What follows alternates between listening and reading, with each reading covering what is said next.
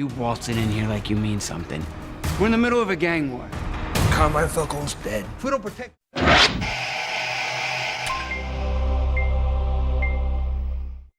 Hey guys, welcome to another Bomb Squad vidcast series.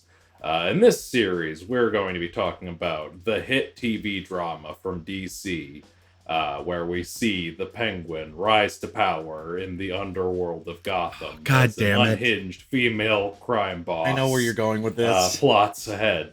That's right, we're talking about Gotham. There he goes. Hang on, I gotta take this.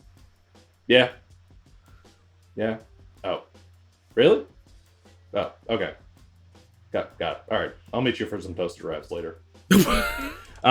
I've just been informed by my producer, St. Louis crime boss James Gunn, that we're actually talking about the Penguin today.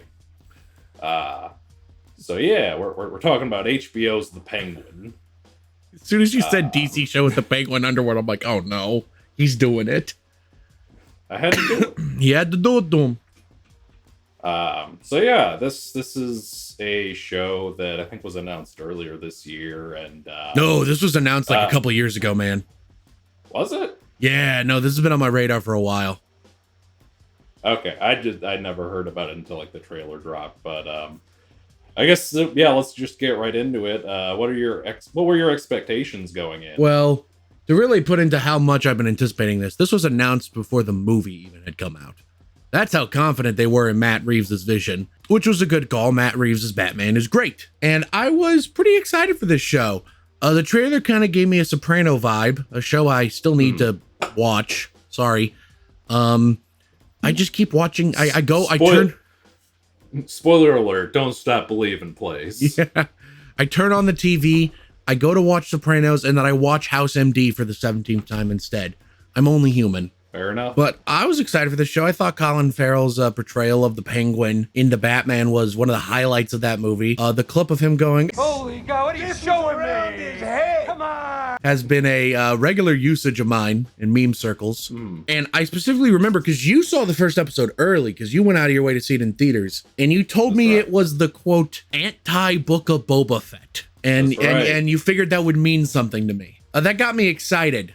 What about you, Tim? What were your expectations? Yeah. I mean, it was more or less mirroring yours. Like, I didn't really know that it was the thing until, I guess, the trailer dropped. But, like, seeing that trailer, it looked interesting. It looked, as you were saying, like Sopranos, Boardwalk Empire adjacent. I was kind of more interested in it for that than I was for its connection to the Batman universe. But I was like, whatever, I'll take what we get. It looks interesting, and yeah, I did go see the theatrical screening at the Alamo. I was definitely pleasantly surprised. I kind of figured, this is just gonna be, another passable comic book tie-in show thing. But I think, yeah, around that moment at the end of the cold open of episode 1 is where it was like, oh,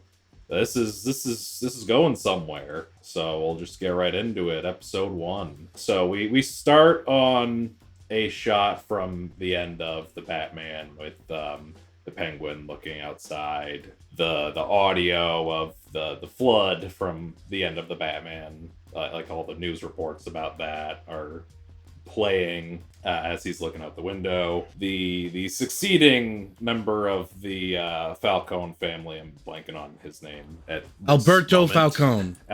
Alberto Falcone, thank you. Alberto Falcone comes and they have a chat, and it's in this chat that the Penguin tells a story about this man who was like a well-respected community person, and that's what he aspired to be. And Alberto just kind of laughs in his face and calls him a dumb little bitch, and just immediately bah, bah, bah. And when I saw that was the turning point where I was like, okay, yeah, this is doing something. I'm seated. I'm here. I'm here. I was already sitting down, but now I'm sitting down even more. I'm sitting down intently. It's like, you yeah, know that what thing were where they your- went like, they go like, lock in, that meme? Yeah, the gamers. Yeah.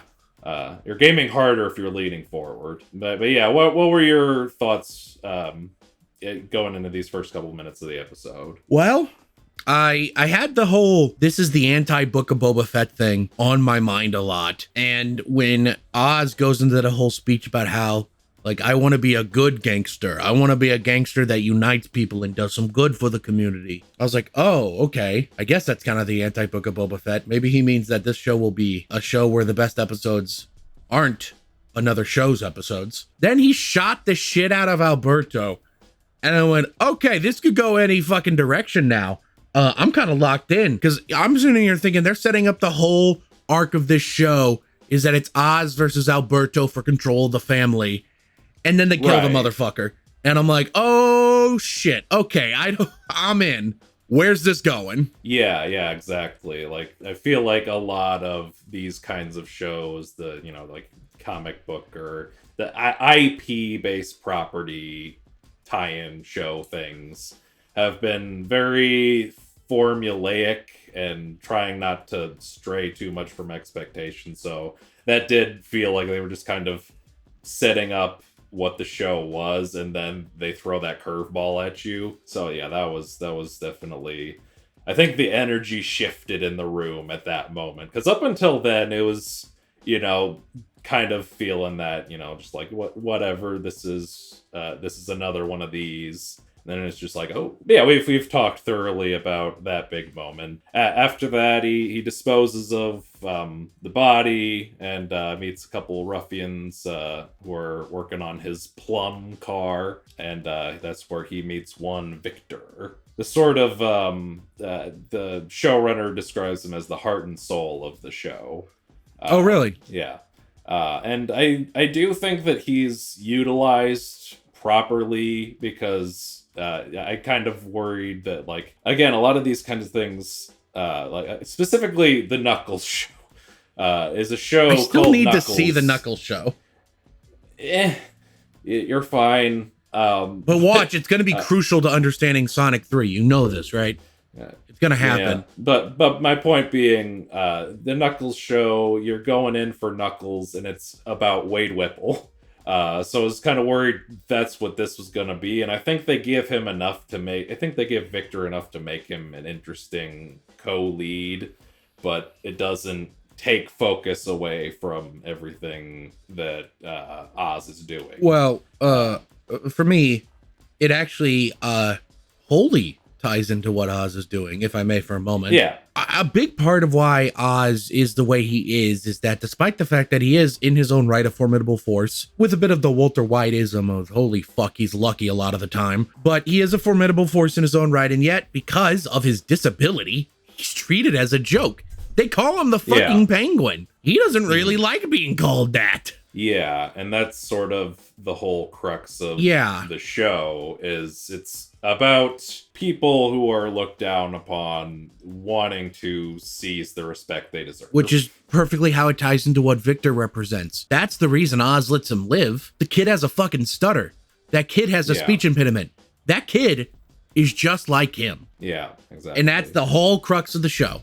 Yeah, then obviously Oz and Victor, Oz takes Victor around with him for a night and makes him help him out, and then almost of mice and men's him, but then gives him a chance, and that you know plays into the events that unfold. I'm trying to speed run this, but it's the longest episode. It's over an hour. And that's when we're introduced to the antagonist of the show, if you will, Sophia Falcone, which was not a character I was super familiar with outside of the show. I had seen the animated Long Halloween movie. I haven't read that comic. It's one of my blind spots. Oh, it's a great one. You'd like it. You'd like it.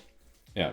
I like the movie, and I do want to read the comic eventually, but yeah, she's not a character I was super familiar with, but I was intrigued by her. I looked up her actress because I was like, she looks really familiar. She's the fucking titular mother of How I Met Your Mother. And I was like, God damn it. She's that. She is Jordan Belfort's first wife in The Wolf of Wall Street. And most importantly, what I know her for, the incredibly underrated 2020 rom-com Palm Springs. Audience, if you have not seen Palm Springs, please, it's on Hulu. Just get a Hulu trial. Please watch Palm Springs. It's like, what if Groundhog Day even doubled down on being a romantic comedy? Please. I lied to Tim. This isn't about the Penguin. We're talking about Palm Springs. No, I'm kidding. Go back to what you're saying, Tim. I would have not a lot to say about that because I have not seen it. Tim, get a Hulu. I have a Hulu. Watch Palm Springs!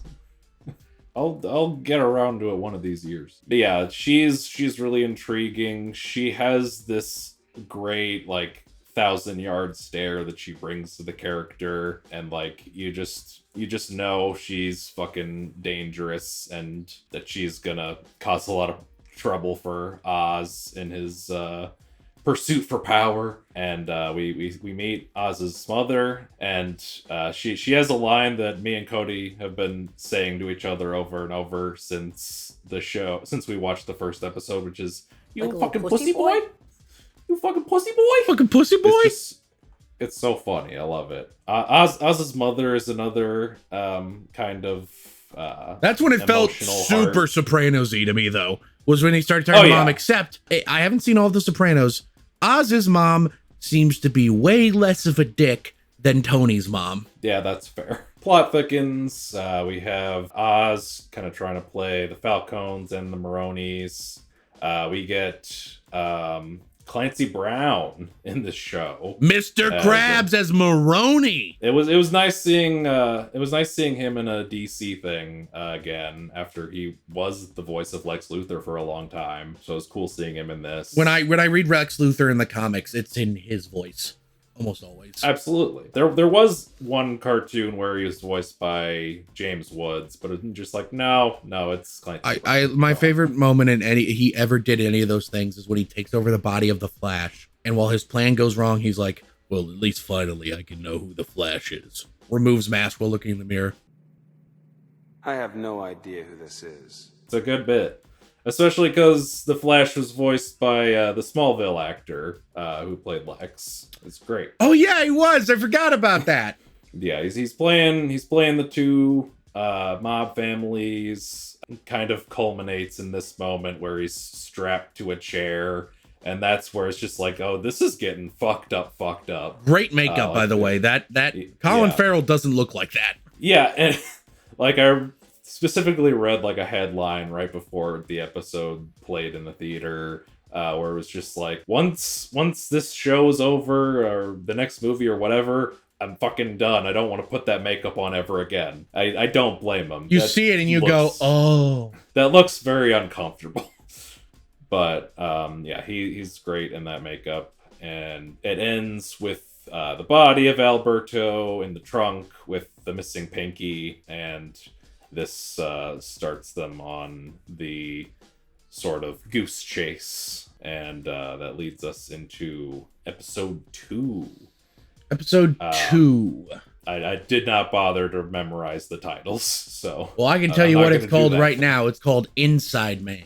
Inside Man. I will say, unfortunately, I didn't have time to rewatch episodes 1 and 2, and this is the one that I kind of am the fuzziest on, but I'll talk a little bit about what I do recall from it.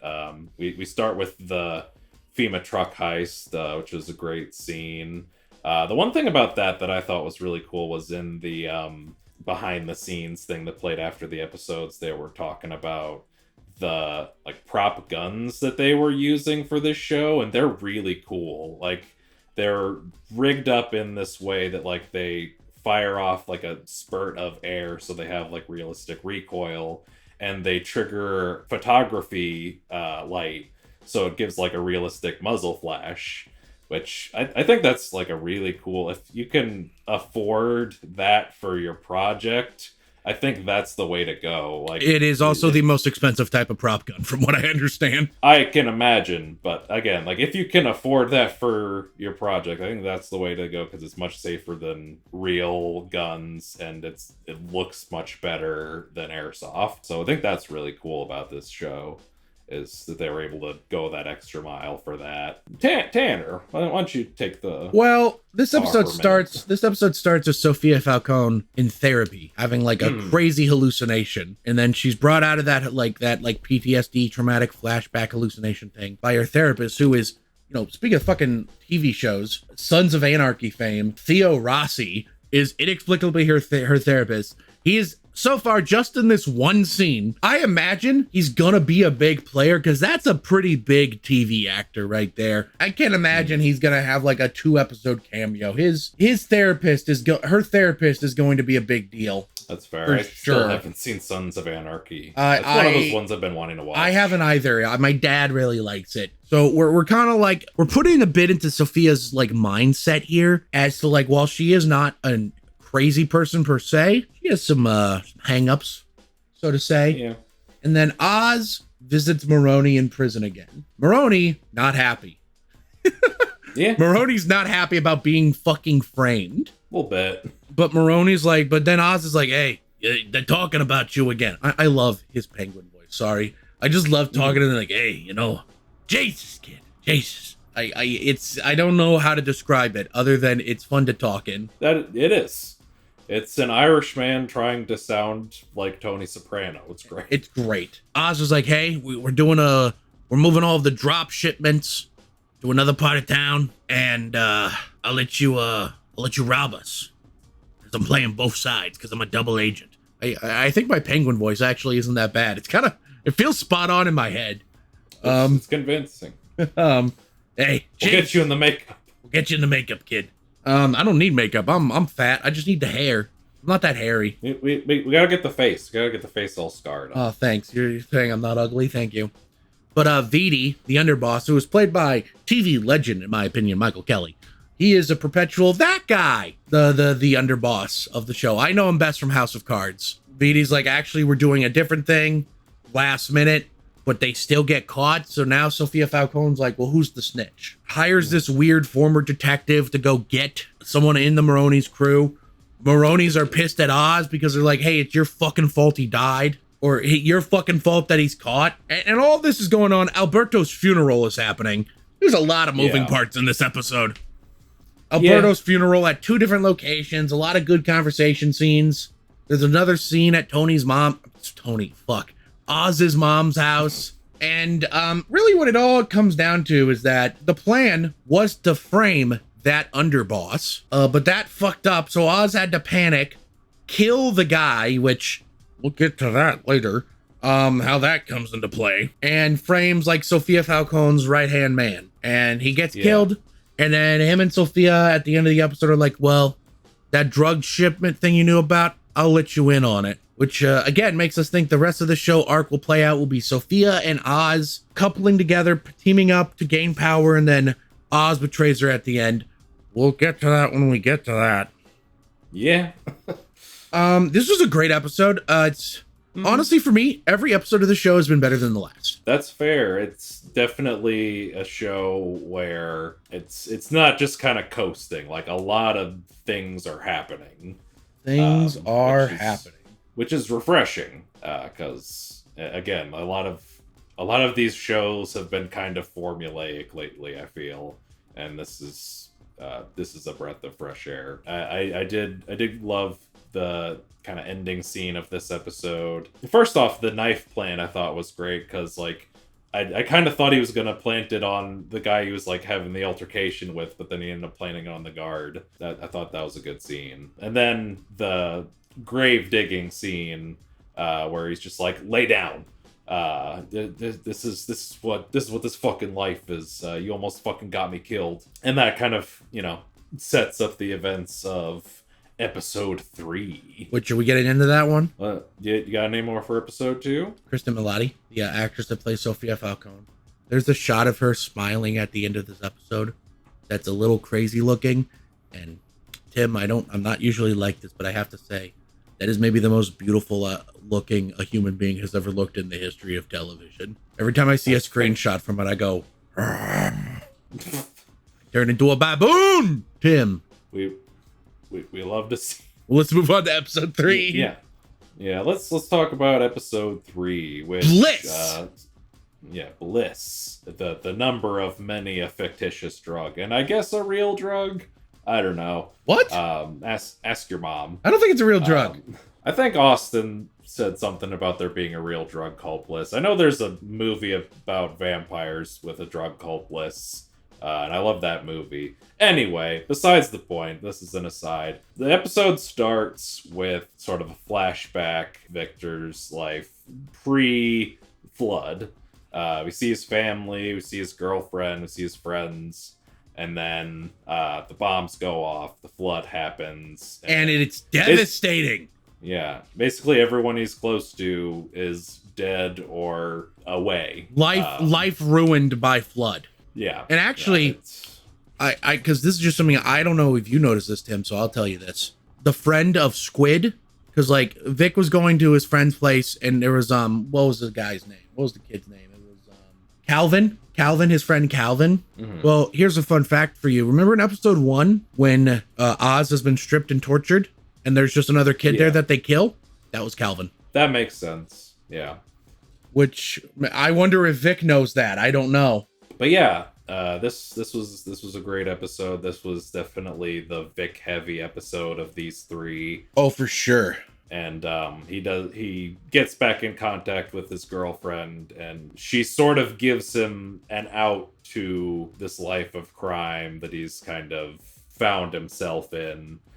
And we'll again get back to that when we get to that. And the plot continues to thicken with I was about to say Tony too. Oz and Sophia, they're joining together.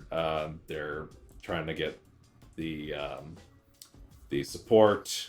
They're selling this drug called Bliss, which they showed the picture of those mushrooms on social media. So I saw that before I saw the episode, and I was just like, man, you really just gonna post this without a trypophobia warning? Goddamn. Yeah, it's pretty fucked up looking. Yeah, it's ugh. Mushrooms are just disgusting looking, which is a shame. Yeah. Because you ever eat mushrooms? Like food mushrooms, not hallucinogenic mushrooms? Yeah. Pretty good food. Yeah, they're all right. I don't eat them by themselves. I have to eat them like with. No, like mushrooms for me is like I'll put that on a pizza. That's pretty good on a pizza. Yeah, I do like a sausage. Yeah, you know what a game changer is? Putting it in your pasta.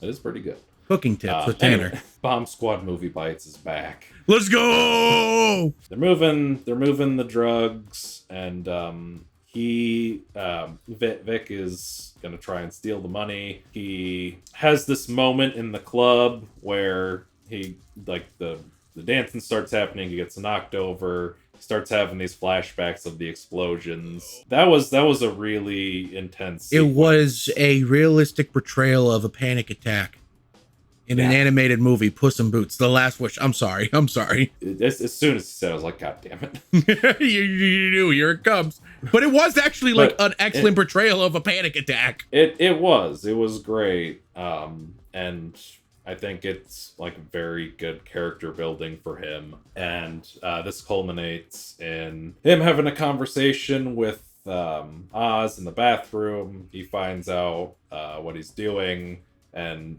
he's just like, what, you think I'm keeping you hostage? And I'm just like, that's kind of what it looked like, honestly. Not gonna lie. But he's just like, if you want to leave, you don't fucking deserve this. I can't leave. The fuck? You think I'm holding you hostage or something? Nah, hey, don't close your eyes. Look at them. Remember this is what happens when you choke, you understand? Dead's a one-way street, Vic. You know how close I got to get popped tonight?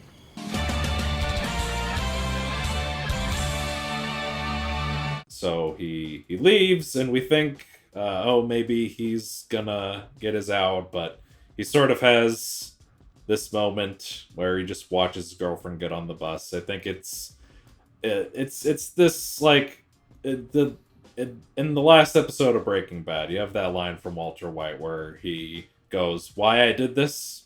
I liked it. I was good at it." I was alive.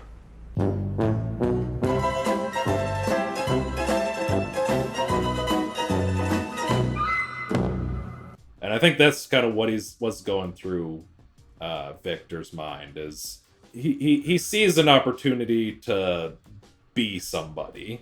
It's also, at least as of right now, infinitely more justifiable than what Walter did. Walter had rich friends that gave him an out within like 20 minutes of this whole thing going down. Vic, they do a good job setting up in the flashbacks how Vic's family, I mean, they were on the poor side of town, which, sidetracking that a little bit, wow, Riddler, his whole issue was with the rich people of Gotham. So what's his plan? Making the lives of those in poverty and who are poor infinitely harder by flooding. It turns out he was a mentally unwell man. Who knew? Turns out that plan wasn't too well thought out. Yeah, but you know, terrorism for terrorism's sake. But Vic wants a better life. They kind of emphasize that a lot in this episode, how, you know, an honest man doesn't work out for an honest man in this life. Your father would be proud of you. His father was walked over. They imply that his father was doing a bunch of extra special stuff for no extra pay. And it makes you think, I think what Victor sees is truly it's kind of the trap that a lot of people who fall into a life of crime fall into. They see it as a means of getting themselves out of the poverty cycle. Yeah. That's pretty much it. That's pretty much how it goes. Go home. You can go home, everybody. No. Yeah, he drives away, and in this pivotal moment, the Maronis come in. right after it seems like Oz has finally won over Sophia on some level, and like maybe Sophia's willing to trust him. Immediately, Sophia's shown Oz was the plant. Oz got your brother killed. So like, I saw a lot of people being like that moment where Vic crashes in and kills the Maroni guy and drives away with Oz. And when he's like, what about Sophia? Oz is like, forget about her. Someone's like, well, that's weird. Didn't he just try to win over her trust? Yeah, he also just lost it. Yeah, it's very much, we gotta fucking go. This is episode 3. Yeah, episode 3 of 8. So yeah, I guess, what are you expecting for the show going forward? Well, I don't know. I gotta say that compared to a lot of these other IP shows, where it feels like nothing actually fucking happens until the last episode, boy, shit's happening in this episode. Kind of a fun, stark contrast to Agatha all along. A show I'm also enjoying, but for different reasons.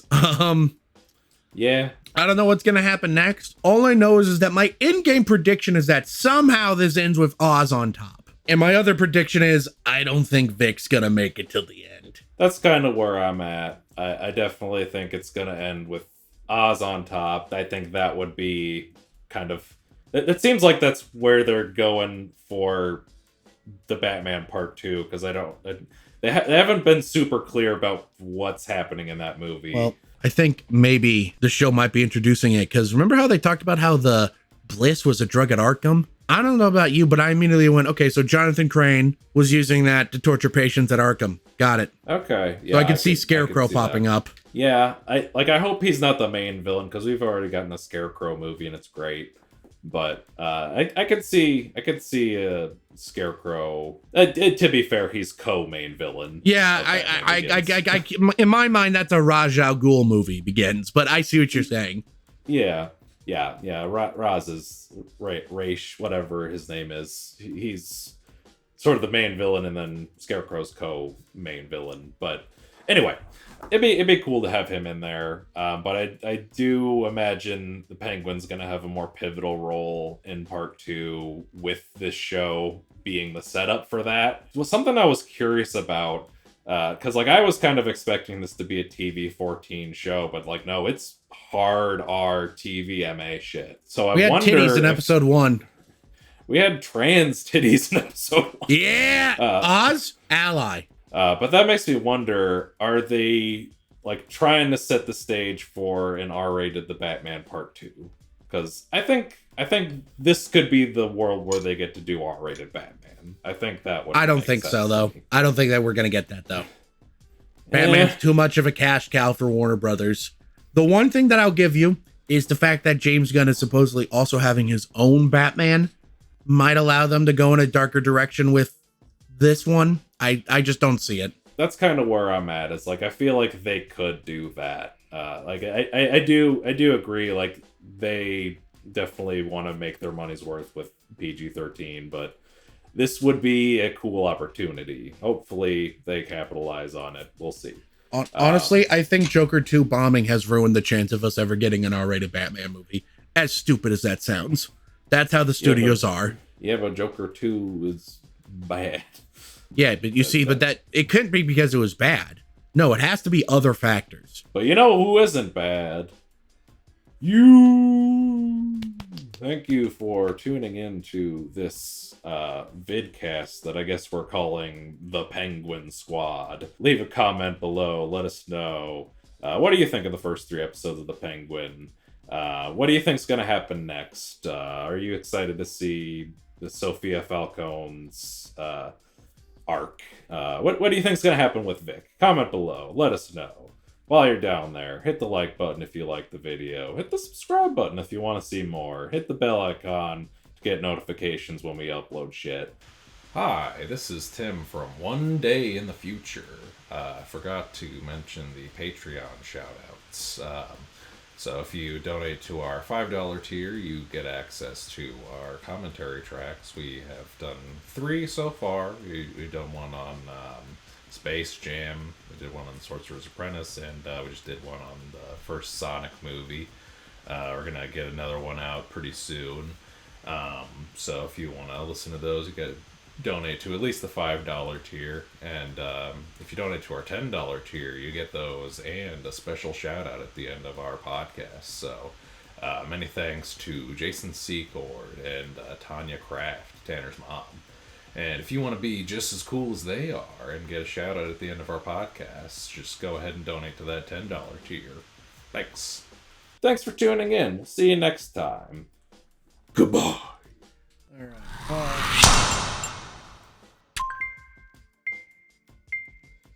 I just slid my ticket across the table and I said, sorry guys, I gotta see about a girl.